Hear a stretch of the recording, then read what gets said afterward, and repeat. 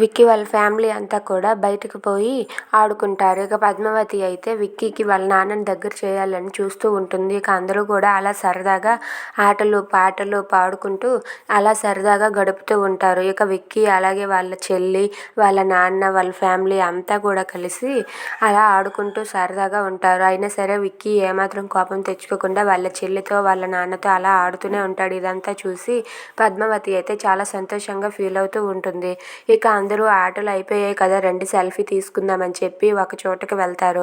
ఇక సెల్ఫీ తీస్తూ ఉంటే ఇంతలో విక్కీ అయితే కొంచెం స్లిప్ అయ్యి వాళ్ళ నాన్న మీద పడతాడు. అది చూసి వాళ్ళ నాన్న అయితే పట్టుకుంటాడు.